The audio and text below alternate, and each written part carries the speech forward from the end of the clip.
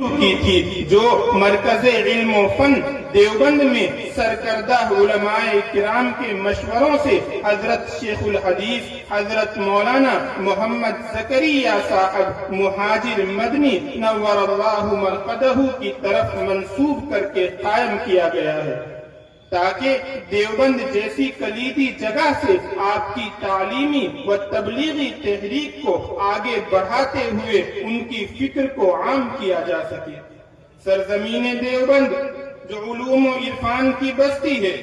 جہاں سے سیراب ہونے والے ساری دنیا میں علم کی شمع روشن کر رہے ہیں، پورے ملک سے طلباء کی ایک بڑی تعداد اپنی علمی پیاس بجھانے کے لیے دارالعلوم کا رخ کرتی ہے۔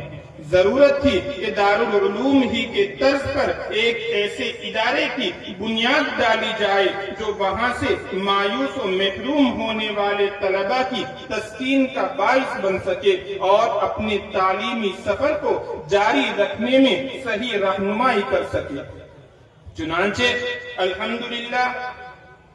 اکابر و اساتذہ دارالحق کی برکت سے دارالعلوم زکریا دیوبند اپنے مقصد میں کامیابی کے ساتھ بہت ہی تیزی سے آگے کی منزلیں طے کر رہا ہے۔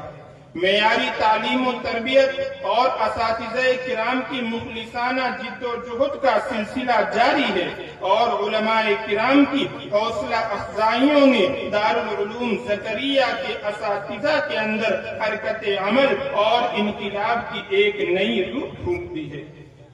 عزائم جمع ہوں، حوصلے بلند ہوں اور دل میں خلوص و للہیت کا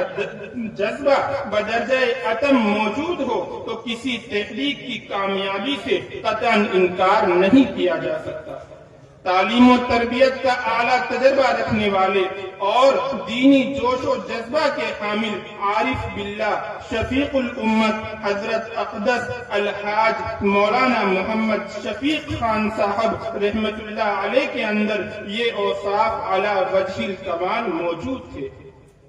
انہوں نے اپنی قوت ارادی کو بروئے کار لاتے ہوئے اس ادارے کی داغ بیل ڈال کر یہ کارنامہ انجام دیا۔ حضرت